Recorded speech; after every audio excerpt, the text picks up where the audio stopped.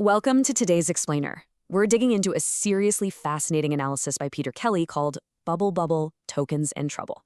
Look, if you've been tracking the absolutely insane amount of money pouring into AI lately, you've probably heard the rumors, or let's be honest, the panic, that we're driving straight off a financial cliff.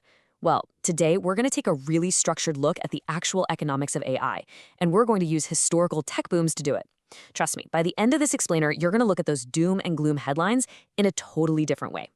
Okay, let's dive into this, because it's the massive elephant in the room. Everyone is asking, is AI just a gigantic, overhyped financial bubble? I mean, we're seeing billions of dollars thrown around, startups getting these wild valuations, so yeah, it's totally natural to feel a bit of vertigo. But Kelly makes a great point here. He argues that if we only focus on those flashy financial valuations, we might be fundamentally misinterpreting what's actually happening on the ground. To get the real story, we have to look under the hood at the underlying economics.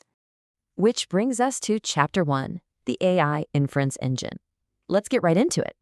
So before we even think about stock prices or market caps, we absolutely have to look at the economic engine that actually makes AI viable in the first place. Because at the end of the day, AI is going to live or die based on one critical metric, getting inference costs down.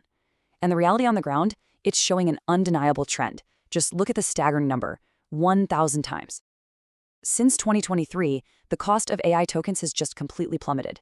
When you look at comparable capability benchmarks, we've seen costs drop by hundreds of times, and in some specific comparisons, by literally 1,000 times over just the last few years.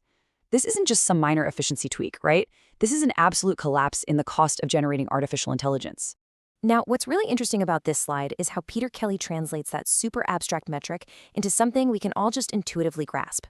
He uses this brilliant car analogy. Imagine for a second, if your car's operating costs improved by a factor of 1,000. That cross-country road trip that used to cost you $100 in fuel, suddenly it costs you 10 cents. And what if the speed improved by that exact same multiple? A grueling 10-hour drive would be over in exactly 36 seconds. No way, right? But that is the visceral scale of the technological change we are literally witnessing right now in the AI inference layer. And all of this leads us to a really fascinating economic concept known as the Jevons paradox. Basically, this paradox says that when a resource becomes incredibly cheap and super efficient to use, demand doesn't drop. Actually, it rises so much that total consumption absolutely skyrockets. Because AI is becoming so ridiculously cheap to run, we are not going to see a reduction in total AI spending, not a chance. Instead, these dropping costs are going to cause total usage to explode. People and businesses are going to find millions of brand new ways to use AI, which means the overall demand for AI infrastructure is only going in one direction, straight up. And honestly, there is zero reason to think this cost curve is going to flatten out anytime soon. Just look at the sheer momentum happening right now.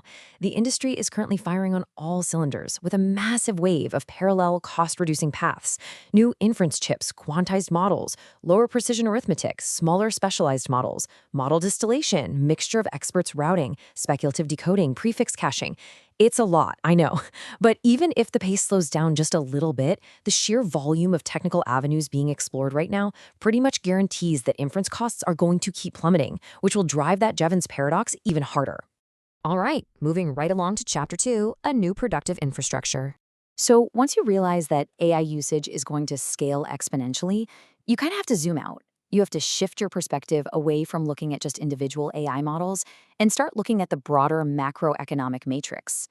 Guys, we are effectively watching the birth of an entirely new layer of productive infrastructure for the global economy. This is the physical and digital reality of that new layer. Even if the AI market ultimately fragments around open source models, meaning the models themselves basically become a free commodity, the economics don't just magically disappear.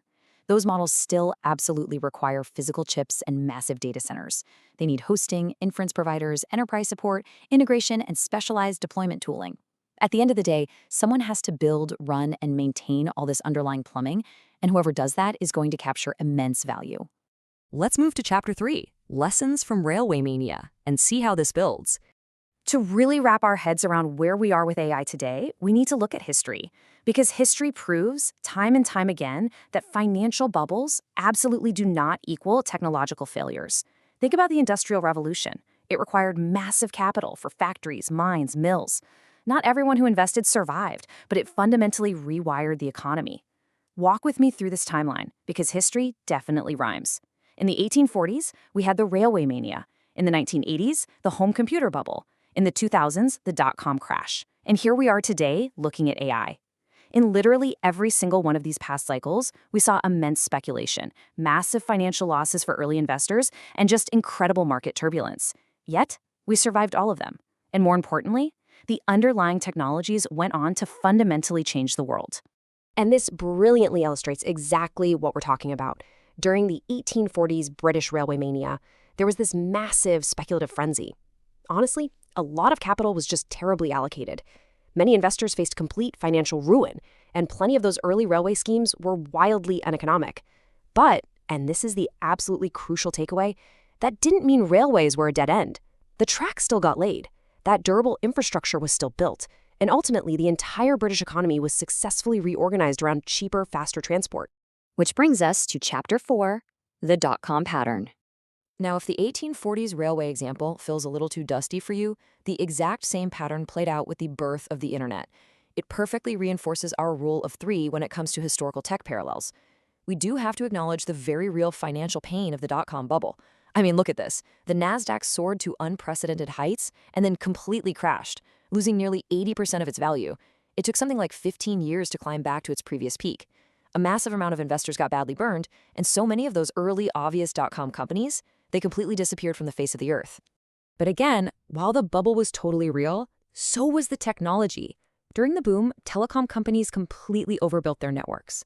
Prices collapsed, and at first, much of that newly laid fiber optic cable just sat there unused. In pure financial terms, you could call it stupid overbuilding. But you know what the result was? Incredibly cheap bandwidth. And that cheap bandwidth directly enabled the modern web we all rely on today. It literally made search engines, cloud services, software as a service, and streaming video possible. The bad investment simply became part of our incredibly useful everyday infrastructure.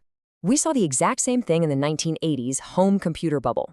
It was your classic sector bubble.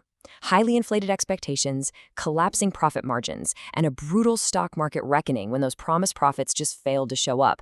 I mean, look at these legendary names: Texas Instruments, Atari, Coleco, Commodore, Tandy.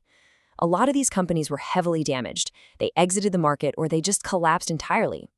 But here's the kicker. They weren't wrong about the technology.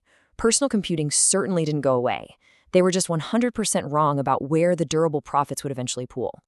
So let's wrap this up with Chapter 5, Where Does Value Go? So the crucial point is this. If we take all of these historical analogies, the railways, the internet, the early PCs, and map them right back to the present day, what does this actually mean for the future of AI? Well, in technological revolutions, value rarely accrues where people initially expect it to.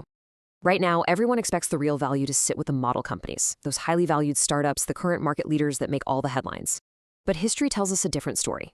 Durable profits usually migrate away from those early obvious products, and they settle much deeper down in the infrastructure stack. The real value moves to the physical chips, the fabs, the data centers, the enterprise integration, and the tooling. So I want to challenge you directly on this. Does pointing at one single company's financial losses actually answer the technological or economic question? The answer is a hard no. If inference keeps getting cheaper and the useful output you get per dollar keeps improving, then AI is absolutely going to transform whole industries. And that remains totally true even if a lot of the early companies, the early products, and those sky-high valuations turn out to be completely wrong. I want to leave you with this really powerful thought from Peter Kelly's analysis to just kind of summarize everything we've explored today. He says, a bubble in the financing does not prove a failure in the technology. The crash does not prove the engine was fake.